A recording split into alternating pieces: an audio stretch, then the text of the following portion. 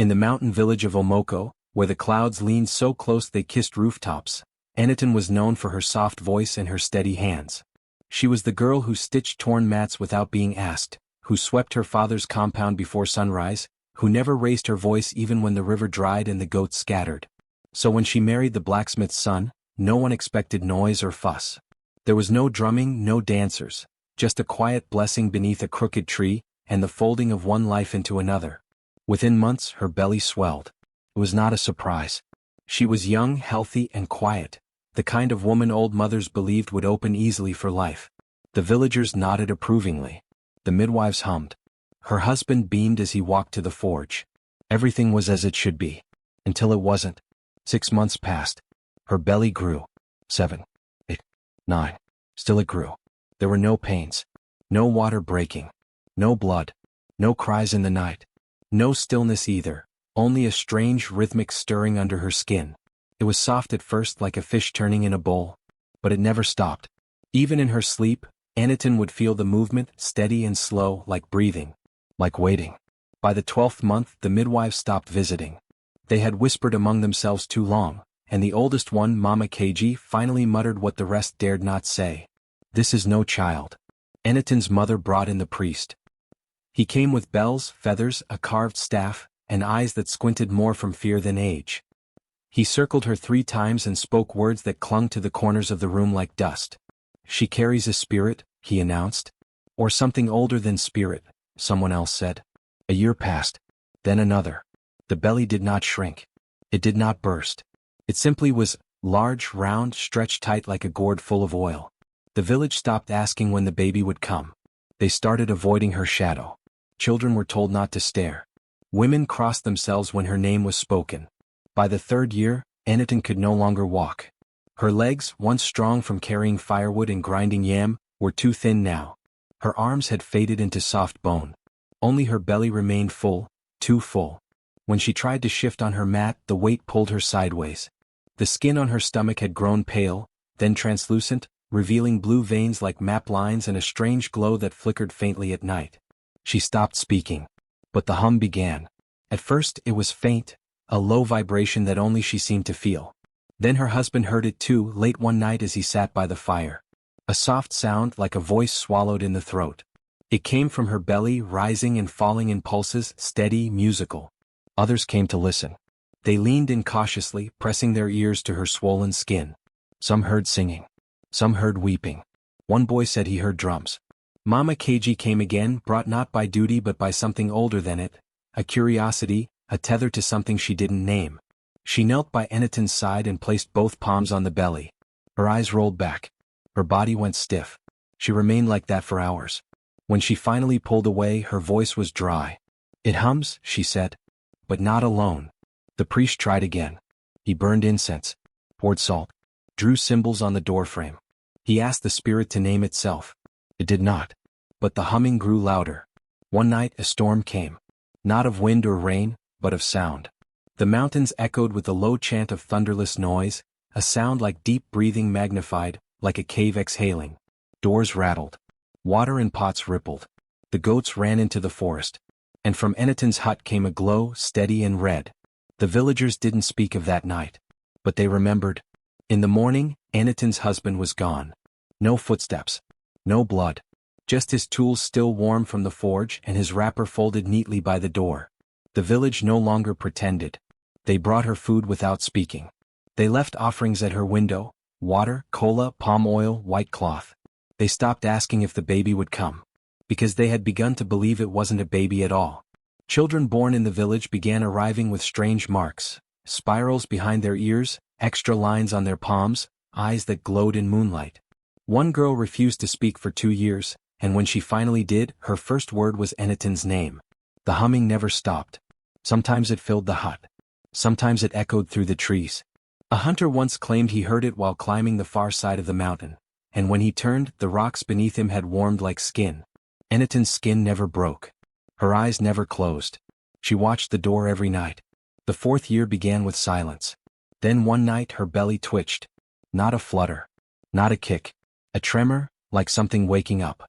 The villagers watched from afar as her hut began to glow again, this time with a soft gold light that pulsed in rhythm with the hum. Mama Keiji died the next morning, her lips parted as if to speak one last word. Some say she whispered, "Not a curse." Others say she smiled. Still, Eniton did not cry. She did not speak. But the hum changed. It was no longer the voice of waiting. It had learned how to remember. And it was ready. The dreams began in fragments. First teeth. Rows of them, pale and glistening, suspended in black space. Then the mouths, not shaped like human mouths, but split open across necks and stomachs, twisting into silent screams. No eyes. No noses. Only lips and gums and tongues that stretched like vines, writhing, waiting. Eniton floated among them, unable to move, unable to speak. Yet they heard her. And they listened. Each night the dream deepened. The mouths multiplied, their whispers turning louder. The dark around them thickened into a kind of breathing, as if the very air had lungs. She woke gasping, drenched in sweat that smelled of iron. Her stomach pulsed beneath her ribs, and when she placed a trembling hand on her belly, the hum was stronger. But the worst part wasn't the dreams. It was what she said while dreaming. Strange syllables spilled from her mouth in sleep. The sounds made no sense to those who heard them, harsh consonants, liquid vowels, and rhythms that didn't belong to any language spoken in Omoko, or in any of the villages below the mountain. It was like listening to the river speak backwards. The wind seemed to bend around her hut when she whispered them. The chickens fled the compound and never returned. And then came the snakes. At first, just one, coiled outside her window at dawn, unmoving. Then 2 more beneath her mat. Then 5 in the thatch above her bed, not hissing, not striking. Only watching. By the end of the week, there were over a dozen thick black-scaled serpents with eyes like wet stones and tongues that flicked toward her belly as though in worship. They didn't slither toward food. They came for her voice. Her husband tried to chase them away with a flaming stick, but the flames went out before he reached them. Even when he struck one with a stone, it did not bleed. It turned, stared at him, and slid away like water. He grew desperate. He ran to the elders. They gathered at the foot of the village hill, where the cold was sharpest and the soil turned dark as dried blood. 5 men, old, tired, and afraid. They remembered stories that had not been told since their fathers died, stories of women who dreamed in tongues and woke with creatures coiled around their bones. "She is not herself," her husband pleaded. "Something else speaks with her mouth." The priest was summoned again. His face had grown thinner since the last time. He walked slower now, and his staff no longer struck the earth with certainty. But he came. With salt tied in small white cloths, chains forged from bell metal, and a shallow bowl filled with oil and ash. "This is beyond prayer," he told the elders quietly. "This is older." They entered her hut at dusk. Eniton sat on her mat, spine straight, belly stretched tight and humming low. Her eyes were open but unfocused, as if she were still dreaming while awake. The snakes lined the floor like a living border, their bodies glistening in the last light. The priest did not wait. He threw salt toward her chest. Nothing happened. He flung ash toward her head. The dust hovered, then reversed, curling backward in the air and settling on him. "Speak your name," he demanded. Eniton did not blink. Instead, her lips parted. And in that old, broken rhythm, the strange syllables poured out again, louder than before, more fluid, as if her tongue remembered something her mind did not. The fire in the bowl flickered once, then died. The snakes began to sway. The priest reached for the chains. As he stepped forward, the humming in her belly rose to a whine, sharp and shrill like a scream being born. His legs buckled. The air turned thick, too thick to breathe. The others fled the hut, choking on silence. Only the priest remained. He clutched his staff. He whispered a final prayer. And then, the snakes surged forward, not to bite, not to strike. They surrounded Eniton in a circle, pressing close to her skin, tongues flicking once in unison. When the humming stopped, the priest fell to his knees. His mouth opened, but no words came. Just blood. He collapsed face first into the dust. The snakes scattered like ash in the wind. In the morning they found his body cold and stiff. His tongue was gone. Cleanly taken. No teeth marks. No tearing. Just absence. The villagers wailed. They said it was punishment. They said Eniton had cursed him. Others said he had dared too close to a name that should never have been spoken. Her husband stopped speaking entirely after that. He walked the village like a shadow, barely eating, no longer sleeping. He refused to speak Eniton's name. When they asked if she was still his wife, he only wept. Eniton herself did not seem changed. But the whispers from her belly continued. And now the dreams no longer ended when she woke. They watched her from the edge of sleep, the creatures with too many mouths and no eyes. They no longer needed darkness. They had found her voice. And they had started to sing. The morning it began, the sky turned red. Not the kind of red that came with sunset or dust from the northern winds. This red was thick, unnatural. It glowed like an ember pressed behind the clouds. It did not move. It did not fade. It simply hung, stretching over Omoko like a bowl filled with blood, sealing the village beneath it. No one could explain it. Not the oldest elder who had seen 50 seasons of rain. Not the priest's apprentice who had taken his master's place since the tongue was taken. Even the goats refused to bleat that day. Even the birds did not sing. And the winds, the ever-present breath of the mountain, stilled in the air like they had forgotten how to blow. That was when Eniton's scream pierced the silence. It began as a groan from deep inside the earth. At first the villagers thought it was thunder rolling down from the peaks. But it rose into a sound no wind could carry, sharp, animal, endless. It was Eniton, the woman with the belly that would not empty. The one who had dreamed in tongues. The one who whispered backward songs in her sleep and birthed snakes with her voice. They had stopped calling her a bride long ago. Now they only called her Onamon, the one who is doorway. When her scream echoed a second time, louder, more jagged, the children were pulled indoors. Doors slammed. Mats were nailed shut. But the scream didn't stop. It came again the next morning. And the one after that. 7 days. 7 nights. With no rest between. No one dared go near her hut. Her husband had not returned since the priest died. The midwives refused to touch her. Not even Mama Keiji's daughter, who had once cared for Eniton like a sister, would go close. The villagers prayed. They lit candles. They poured libations by the river, though the river had turned to ash in their dreams. But the screaming didn't cease. On the 7th night, lightning split the red sky, white against crimson, but no rain followed. Just silence. And then, silence inside her hut. No more screaming. No more humming. Just one long-held breath. Until it was broken. By laughter. Not a baby's gurgle. Not the whimpering cries of a new child blinking into the world. But laughter. Rich, full, grown. The villagers heard it through the walls. It was deep and high at once, as if many mouths were laughing together. As if a choir had learned joy without understanding it. It didn't sound cruel. It didn't sound kind either. It simply was. And then it spoke. No one understood the words. They came in thick syllables, fluid and echoing, like chants dragged through water. But they carried something heavy in them. Something that made the goats kneel. That made firewood crack in the hearth. That made every listener feel seen. Something had been born. And it was not afraid. The first to flee were the children. They ran barefoot into the tree line, guided by instinct, not instruction. Mothers followed next, gathering baskets and cloth without knowing why. Then came the old, whispering fragments of myths that had no beginning, only endings. The ground trembled softly beneath their steps, like something breathing beneath it. By morning only Eniton's hut remained untouched. And she was still inside. Alone. Clutching the thing she had birthed. The red sky hadn't moved. It pressed heavier now as though waiting. Inside the hut was dim. Smoke coiled from the cooking pit, though no one had lit it in days. Shadows rippled along the walls even though nothing moved. Eniton sat in the center of the room, legs trembling, blood dried on her thighs. Her face was pale, stretched thin by pain and sleeplessness, but her eyes were wide and glassy. She was cradling it. The child. Or the thing that looked like a child. It had 10 fingers, 10 toes, soft skin and a head full of black curls. But its eyes were too wide. Its teeth too many. Its gaze too old. When it turned to look at her, it tilted its head and grinned, a grin too sharp to be innocent. It laughed again. Spoke again. More words in that foreign tongue, but softer this time. Coaxing. Curious. Eniton didn't answer.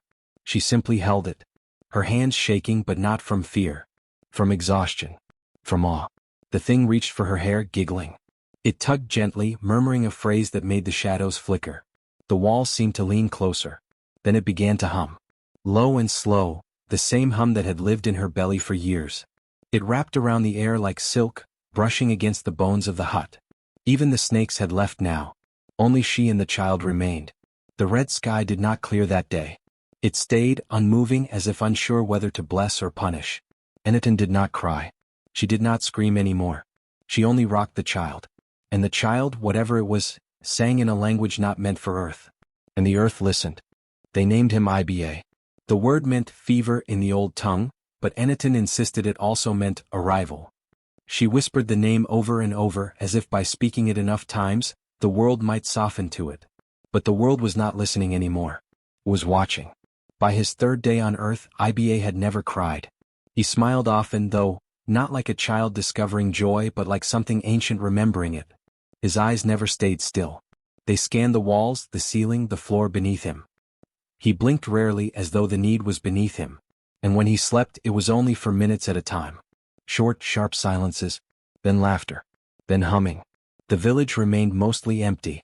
Most had not returned since the red sky first refused to open. Those who stayed did so in silence. They passed each other like shadows, never asking questions. The old palm wine tapper swore he saw a child's footprints near the graves behind the village, bare, small, pressed deep in the wet earth. But when he followed them, they vanished near the oldest tombstone, the one no one visited anymore. The one with no name. That evening, Eniton found Iba outside. She had dozed, only for a breath she thought, and when she stirred, the mat beside her was empty. Her chest seized. She rose too fast, legs unsteady, and stumbled into the fading light. The path behind her hut led toward the back of the village, where the trees thinned and the graves began. There she found him. Crawling. Not clumsily like a newborn. But with purpose. With rhythm. He moved on all fours, his little back arched, his head bobbing gently as though following a sound no one else could hear. His hands didn't tremble. His body didn't waver. He crawled all the way to the first grave, freshly dug, still marked with petals from a mourning wife. He sat back on his heels, placed both palms on the mound of earth and began to speak. Not in wails. Not in coos. But in words. Words none of them knew. The wind stirred. The flowers bloomed. Right there, on the fresh soil, buds burst open in slow, quiet motion. Petals stretched in the dusk like fingers unclenching after too long clenched. The scent of lavender rose on the air. By morning, 6 more graves had sprouted blossoms. Yellow, white, and deep red. And Iba was already awake again, grinning in Eniton's arms. Word spread faster than fear. The few villagers who remained came to see. They watched the child toddle barefoot through the burial ground, cooing to the stones, pressing his small hands to bark and clay. Wherever he touched, green things grew. Where he giggled, birds gathered. And at night, if you were quiet, you could hear him speaking to the wind. One man, the hunter whose father had died during the river sickness, waited until dark and crept behind the child. He followed Iba's soft laughter to a grave behind the bush and began to dig. The villagers found him at dawn, curled up beside a gaping hole. Inside it, his father's bones glistened. Not dry. Not crumbling. Wet. Warm. The man wept. He did not explain why. The whispers changed after that. Some said Iba was a bridge, a rope between the worlds woven with womb and shadow. Others said he was death walking on baby feet. Eniton said he was a gift. A child of answer, she called him. He is what the sky gave me when it refused to open. But the elders did not agree. They summoned her. All 7 sat in a circle, faces drawn, mouths tight. They did not offer cola or salt. They did not ask after her health. They asked only one question. What did you birth? Eniton stared at them. Then at Iba, who was seated in the dirt, drawing spirals with his fingers. I birthed what came, she said. One of the elders, the oldest, the one whose son had vanished into the forest, stood. His voice shook. The dead should not speak. The earth should not breathe like this. Your child does not sleep like a child. He listens. He names. He remembers, Eniton said quietly. The old man slammed his staff into the ground. He wakes. She left the circle in silence. That night the river began to shrink. First by inches, the outer edges drying to clay, the frogs fleeing, the fish twitching in tighter pools. Then the current slowed. Then it stopped. In the morning only stones remained. The villagers gathered at the bank, staring in quiet horror. They didn't speak his name. But they all looked toward the graveyard. And toward the child who now stood in the midst of flowers, arms outstretched, whispering to the dead as if they were his own. By the time Iba was 1 moon old, no one in Omoko doubted he was something the village had never seen before, and might never see again. He still did not cry. He still laughed, full, round, echoing laughter that danced through trees like birdsong and made the hair on elders' arms stand. He walked now, not like a toddler learning but like someone returning to familiar ground. He rarely stumbled. He rarely looked down. And he talked. Always. but not always in his own voice. The first time he spoke to a goat, it was near the clay slope behind the blacksmith's hut. The animal was chewing cassava leaves, head tilted. Iba stood in front of it, arms at his sides, and murmured something low and breathy, a sound too smooth for human ears. The goat froze, blinked, and bowed its head. Then it followed him. It was not the only one. Soon all the animals in the village, the goats, the chickens, even the half-wild dogs that never stayed in one place, began trailing behind Iba during the day. They didn't bark or bleat. They just walked, quiet as if in procession. No one tried to stop him. Not even the brave ones. But then the birthing began. The goats carried their pregnancies quietly, until one night they all began laboring at once. Their cries filled the night like warnings. Eniton woke to the sound, a cacophony of yelps and scraping hooves, and ran outside barefoot and frantic. She found 5 goats writhing. 4 delivered stillborns, slick, limp bodies with closed eyes and no breath. The 5th gave birth to something with no face at all. Only a mouth. It opened once, hissed, and died. The next day Iba did not laugh. He was silent, staring into space with an expression too large for his tiny face. His fingers twitched. His mouth moved, though no sound came out. That night, Eniton dreamed of her mother. Not the sick, fading woman who died in the harmattan winds, but her mother as she had once been, full-hipped, stern, with hands that smelled of bitter leaf and voice sharp enough to hush thunder. She dreamed her mother was speaking to her. Whispering actually. It's coming through. It knows the names we forgot. Eniton sat up in the darkness, skin clammy, breath quick. The room was still. Except Iba was awake, standing at the foot of her mat. His eyes gleamed like stones. His chest rose and fell calmly. And then he spoke. "Child," he said. In her mother's voice. Clear. Exact. The intonation. The shape of it. The lilt. Even the hiss on the D, at the end. Exactly how her mother used to say it when she was angry or afraid. Eniton's throat closed. She tried to speak but nothing came. Iba sat down beside her and placed his tiny hand on hers. "They speak through me," he said gently. His voice now his own again. She pulled away slowly, heart pounding so hard it rang in her ears. "Who?" she whispered. He only smiled. Not cruelly. Not innocently either. As though he didn't quite understand the fear in her eyes. "Everyone," he said. And then he curled into her side and fell asleep, his breath soft and slow. But Eniton did not sleep again that night. She lay awake listening. To see if he would begin again. If another voice, another tongue, would crawl out from inside him before dawn. By the time Iba was 6 months old, Eniton could no longer pretend he was simply a strange child. She still bathed him in warm water, still wrapped him in soft cloth, still hummed lullabies when he grew restless. But none of it made her forget. Not the night he spoke in her dead mother's voice. Not the way animals bowed when he passed. Not the day she watched him sit in a circle of goats and speak to them without words. Just breath, just sound, just presence. But children needed structure. At least that's what Elder Sephu told her. The school in Omoko was small. A thatch-roofed hut with open sides, packed earth floors, and 3 wooden benches. Most children started attending once they could walk. They learned to count cowries, trace letters in ash, speak the names of rivers and kings. "Maybe what he needs is rhythm," Sephu said. "Something older than silence. Something that tells him he is still of this world." Eniton didn't argue. Not because she believed it, but because she wanted to. So one clear morning, with the sky hanging low like a prayer cloth, she dressed Iba in a clean wrapper, kissed his forehead, and carried him to the schoolhouse. The other children were wary. He didn't cry when she left. Didn't reach for her. Didn't blink. He simply turned and walked into the hut, as if he'd been there before, as if he already knew what was inside. The teacher was a young woman named Nkem, kind-hearted, good with stories, patient with even the slowest of learners.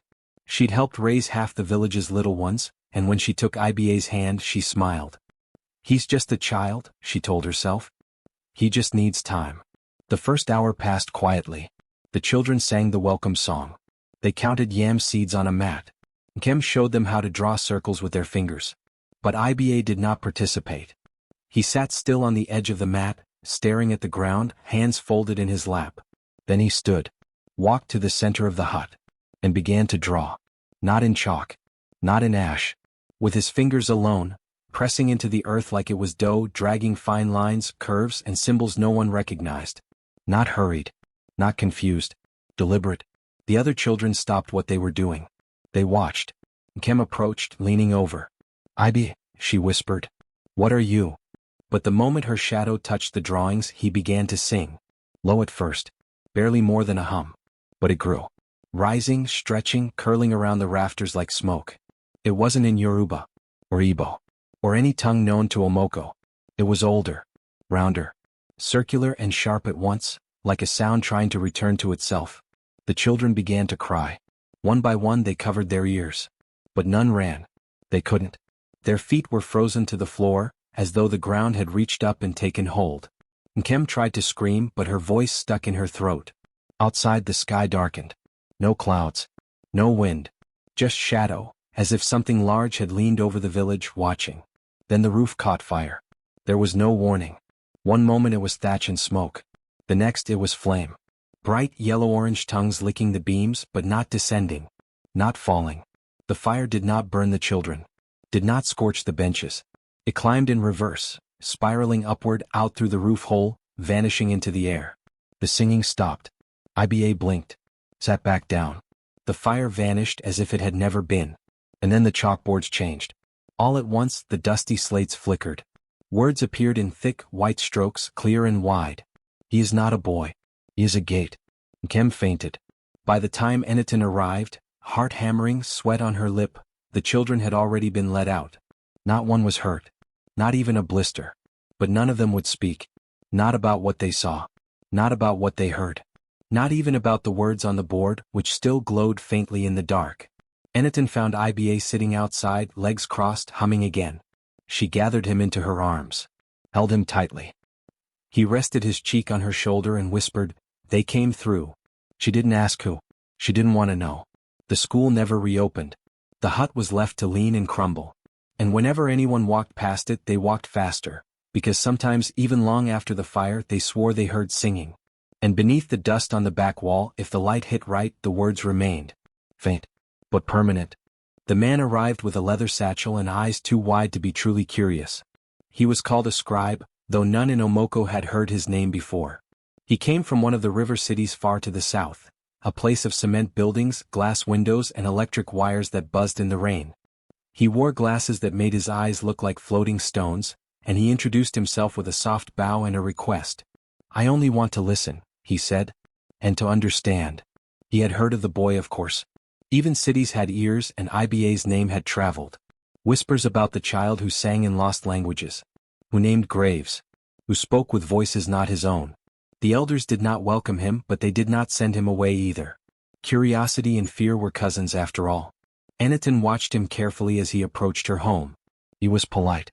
Too polite. Always writing in a small leather-bound book, his fingers smudged with ink. He asked if he could sit near the boy. Not to question. Only to record. He brought with him a strange silver device with a glowing red eye that blinked when it listened. Iba stared at the man, then at the recorder, then laughed, not loudly but with a kind of knowing that chilled the wind. "He'll learn something," Iba said. "Will it help him?" Eniton asked. Iba smiled without answering. They sat him beneath the mango tree, on a mat woven from red raffia. The scribe pressed the recorder's button. It blinked. He asked Iba to speak in the language he used in dreams. Iba tilted his head and began, soft, rolling syllables that fell like water over stone. The scribe's hand trembled as he wrote, scribbling sounds he could not pronounce, eyes flicking from boy to book to blinking red light. Then Iba stopped. The recorder blinked off. The scribe bowed low, thanked Eniton, and retired to the guest hut offered to him. He played the recording back alone. What he expected was Iba's voice. What he heard was something else. The playback began with the scribe's own question. "Can you speak the language you dream in?" Then silence. And then a voice responded. Not Iba's. His own. Saying things he had not said. "No, no, wait, don't, what are you?" Then screaming. Then static. Then the sound of his breathing. Panicked. Shallow. And one last whisper, layered over his own voice, so faint it could have been imagined. Asterisk, "You asked to understand." Asterisk. He did not sleep that night. No one heard him leave. By morning he was gone. No note. No satchel. No footprints in the dust. Only his shoes. Placed carefully beneath Iba's sleeping mat. As if he had crawled beneath and vanished into the earth. When Eniton lifted the mat and found them, she held them in her arms for a long time. The leather was still warm. Iba slept soundly. When he woke, he stretched, yawned, and looked at her with wide, innocent eyes. "Will more come?" she asked. He rolled onto his side, pulled the shoes closer like toys and whispered, "Only the ones who ask too loudly." And then he hummed a song no one had taught him. But the trees swayed with every note. The sky had been heavy all day. Clouds gathered like cloaks stitched too tightly together, low and unmoving, rumbling not with thunder but with warning. The wind returned, but it came twisted, changing directions mid-gust, rattling windows, spinning ashes from cooking fires into strange spirals before vanishing again. By afternoon the goats were silent. By dusk even the frogs refused to croak. That's when Eniton noticed Iba was gone. No laughter. No humming. No whisper of feet against clay. His mat was still warm, his wrapper folded as if he'd set it aside with care. But he was not in the compound. Not by the mango tree. Not even by the graves where he so often wandered. The wind answered her call, but he did not. It wasn't until the first bolt of lightning clawed across the sky that she understood where he had gone. The mountain. Mount Okan, whose peak kissed clouds and whose path children were told never to climb. The elders said it swallowed names. That those who called out from its summit were never truly heard again. But Iba wasn't afraid of names. He was a name. And now he had climbed toward the mouth of the sky. Eniton ran. Through thorn and bramble, across roots and wet stone. The wind howled, then silenced itself as she neared the path, as if the very mountain held its breath to watch. Thunder cracked again, but it was not thunder. It was a voice. A single word. Not screamed. Released. Sharp and long and not human. Something old enough to bend air and split sky. Above her, clouds tore apart like bark ripped from a tree. And from between them came lightning, not in bolts but in shapes. Symbols. They hovered, glowing, pulsing blue-white against the dark, curling into spirals, triangles, jagged hooks that flickered like breath. She reached the ridge and saw him. Iba. Small. Still. Floating. Just above the flat stones at the mountain's peak, arms outstretched, eyes white as river stone, mouth open but unmoving. Wind circled him in a quiet funnel. His feet did not touch the ground. He did not blink. Eniton staggered backward, hand pressed against her chest to keep her heart from fleeing. The sky pulsed again. A second word poured from the silence, not from Iba's mouth, but from somewhere around him, as though the very stones had begun to speak back. Rain didn't fall. But something did. Fine, white and sweet-smelling, like burnt yams and palm leaves. It clung to her lashes, her lips, her clothes. Eniton stepped forward once more, barefoot, trembling, and whispered, "My son." He did not hear her. Or maybe he had already heard too much. By morning she and Iba were gone from the peak. But the villagers had seen the sky tear open from below. They saw the lightning draw words in the air. They felt the wind pull their names into the dirt. And they knew, whatever had been small was now vast. Whatever had been boy was now threshold. The elders gathered. They lit fires without prayers. They spoke not of exile, but of offering. A sacrifice they agreed must be prepared. Not because they hated him, but because the sky had begun to listen. And they did not want it to hear more.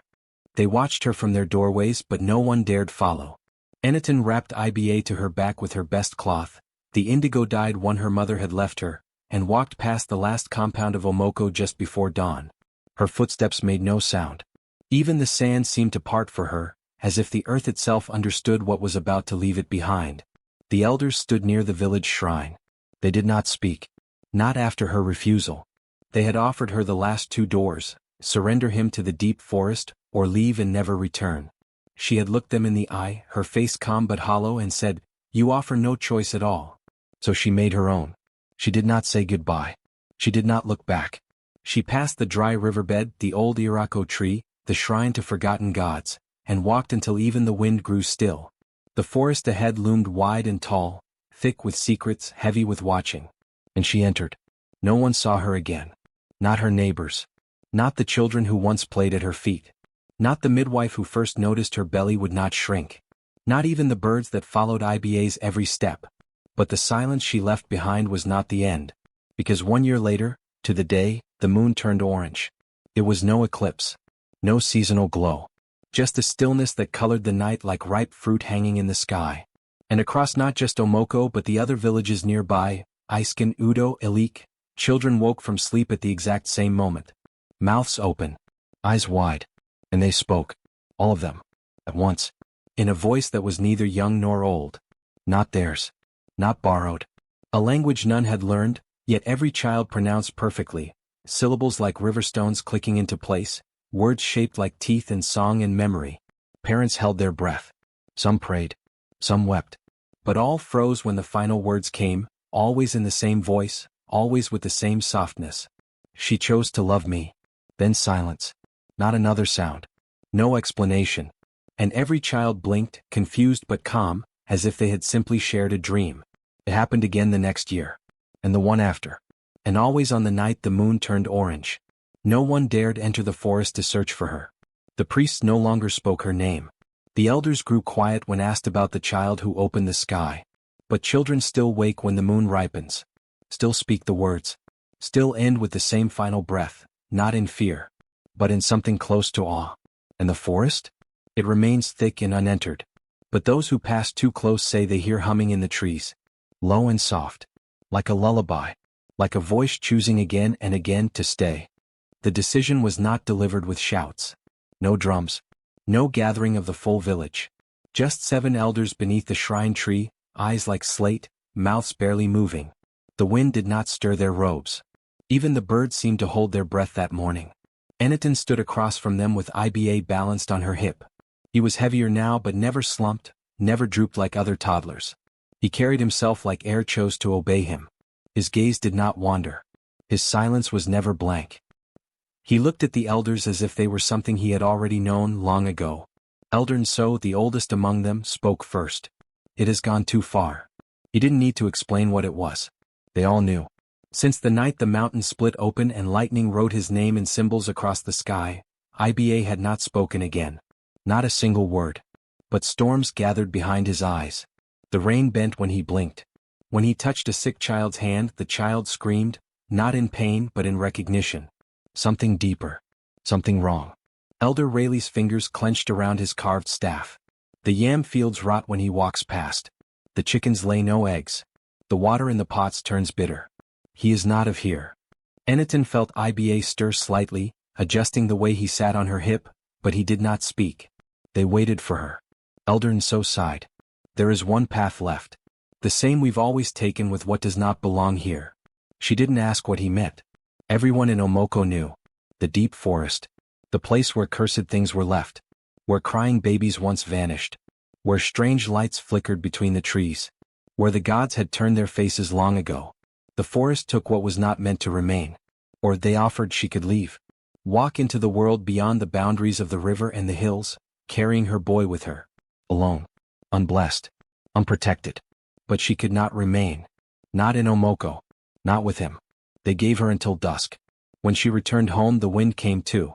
It hissed through the thatch, stroked the fire pit, knocked over her calabash like a petulant child. Iba sat quietly in the middle of the compound, tracing circles in the dust.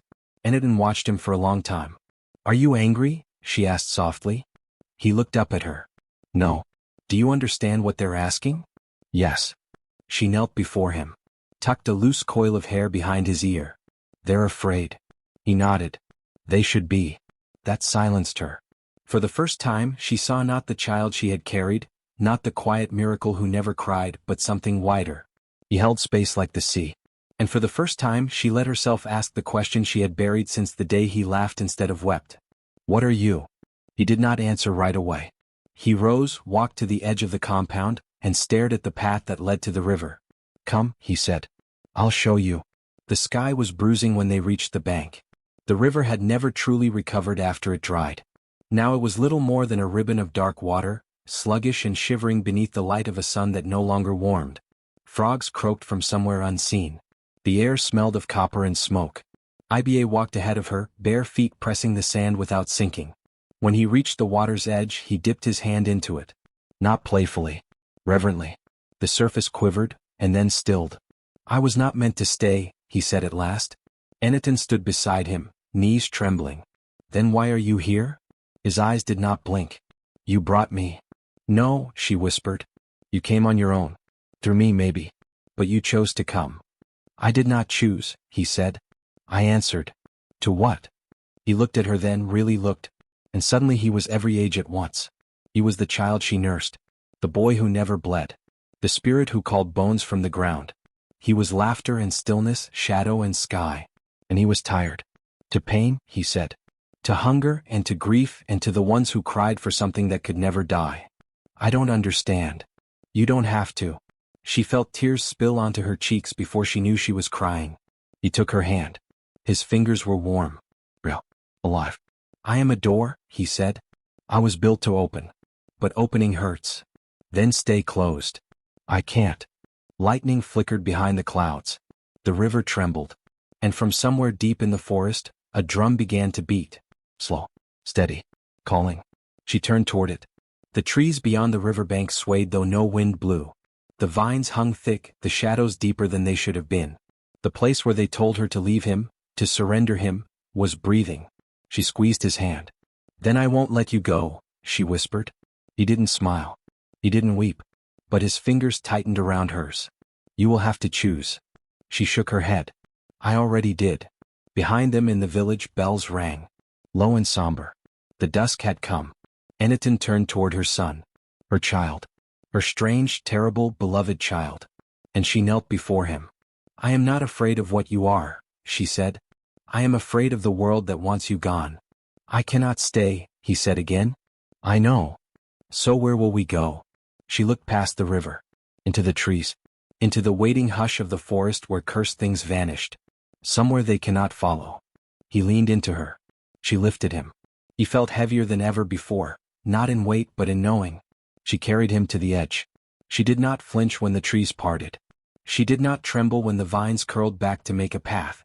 The air was thick and green and humming. They stepped into it together. The forest closed behind them. And no one saw them again.